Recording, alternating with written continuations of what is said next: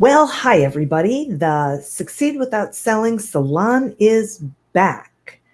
And we're going to be doing some exciting things over the next couple of months. The great news is that we are now live on LinkedIn, which is very exciting for me because I think that's where I connect the most with all of you. As we move forward, if you have a question about selling or a challenge about selling that you would like me to address in one of these salons, please send me a message. You can send it to me on LinkedIn. You can email me. You can send a message to my website, Facebook, wherever you are.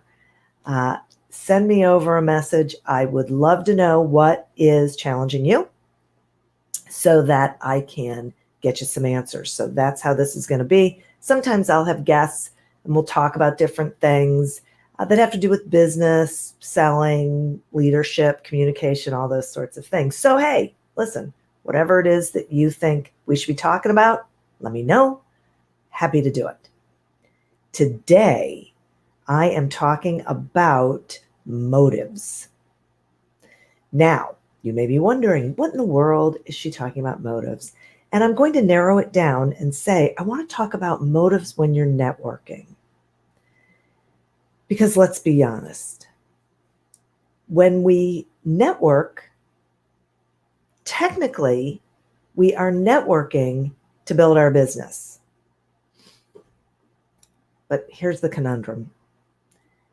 If our motives are to build our business, then that's where our focus is. That's what our approach is. And unfortunately, that isn't compelling to the people we're networking with.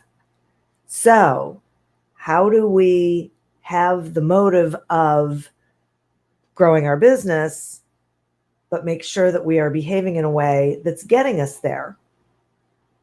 I have some thoughts on that, obviously. The first one is this. Let's remove that motive. Let's say that is an end goal, right? So there are means to an end. If growing our business is our end goal, then we back up and say, okay, then what should my motive be when I'm networking to help me get to that goal? Because I'm not going to get to the sale during networking. That it just isn't a thing. But I want to make sure that I'm doing the right thing when I'm networking so that I can keep moving toward my goal, right? Goals don't happen instantly. There are steps. It's a process we got to go through. So what motive should you have when you're networking? My firm belief is that your motive should be to build relationships. And you're building relationships with people who may or may not need what you have to sell. So see, sales has nothing to do with it, right? What we want to do is make sure that we are building really good, meaningful, solid, sustainable relationships with other business people. Because those relationships, those other businesses provide us with resources that we can share with our entire community, our entire network. And that's really important because that makes us more valuable to all of the people we know, including our prospects, right? So it's not about selling to the people we're engaging with.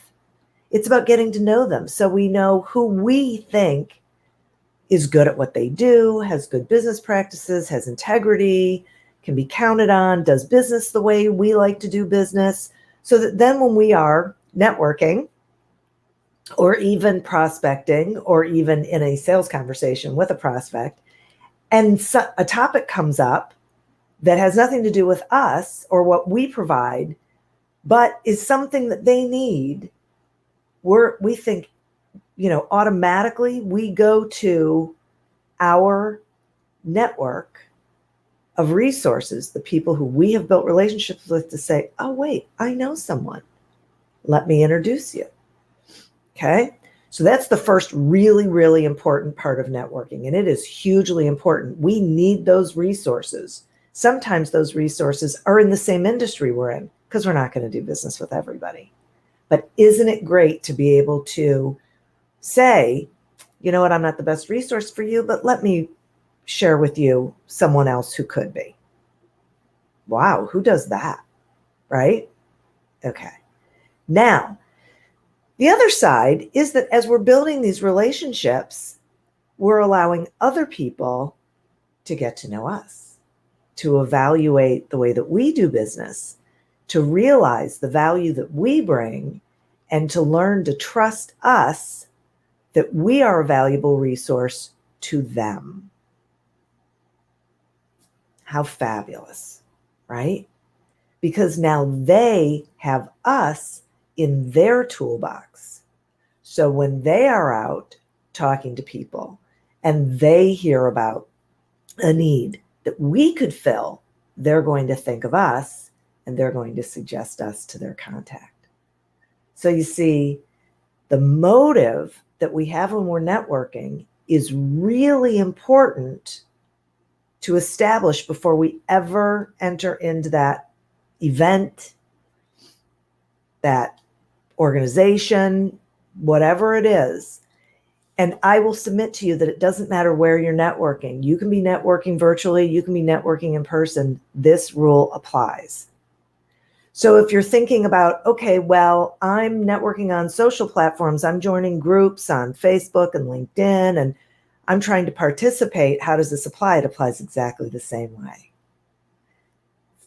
Take a look at who is in that group and reach out to them to have a conversation. And I mean an actual conversation. It can be video, it can be by phone, it can be Skype, whatever. But to have an actual conversation with them so that you can start building those relationships. It may seem a little harder because you're not right in front of them, but really it just takes a little more conscious thought, right? You just have to say to yourself, okay, I may not be able to see them right now, but I have access to them. So let me see what they're talking about. Let me engage in discussions with them on the platform, and then let me take the initiative to reach out to them for a short call, a coffee call. Doesn't have to be in person, it can be virtually. So see, it doesn't matter what's going on in the world. It doesn't matter where you are or where they are physically. It doesn't matter whether you can be in front of them or not. Physically, none of that matters. What matters is your motive. So, to quickly recap, your motive is not to sell. That's your end goal. Your end goal is to grow your business. Your motive is to relationship build with people who may or may not need what you have to sell. Because here's the other thing. There might be someone in the group, at the event, in the organization who needs what you have to sell. Great. But they're not even going to consider you until they know and trust you. So you still have to do the relationship building and let them come to that conclusion. People will buy from you when they are ready and when they trust you, right? So there could be someone in the room, in the group, in the organization who right now doesn't need what you have to sell, but down the road does. Okay. If you aren't building the relationship with them now, you're not even going to be on their radar. They're not even going to give you a second thought because you haven't gone through the process of relationship building. And I've had people tell me that this takes time. It's time consuming. It's work. Yeah, it is. But it's productive work. It's meaningful work, and it's long-term work. So you can go to a networking event with the motive of growing your business, and you can hand your business card to everyone who's in the room, and you can start talking about your product or service to everyone, and you can spend your time trying to convince them that your product or service is the best thing since sliced bread. And I submit to you, you will not grow your business. You won't grow it then, and you won't grow it later, because you're not connecting with people. You're not building the relationship with people that they need and want in order to know they can trust you. Trust doesn't happen overnight. It's earned, right? It's built. And you need to know the same thing about them, because you don't want to engage in a business relationship with someone who isn't a good business partner, who isn't a good client for you. And you can't know that unless and until you are building the relationship with them. Okay? So there are more answers to sales questions that can be found in my book, Succeed Without Selling, and you can feel free to, head on over to Amazon. There's the link right there. Pick up a copy and check it out. You can also contact me and let me know what issue you're dealing with in sales, or what you would like to have me comment on and share my views on through any of the ways that you can get a hold of me: email, social platforms, website, text, whatever it is, direct messaging. Let me know, and check back next Friday for the next Succeed Without Selling Salon. Until then, be safe, be smart, grow a sustainable business.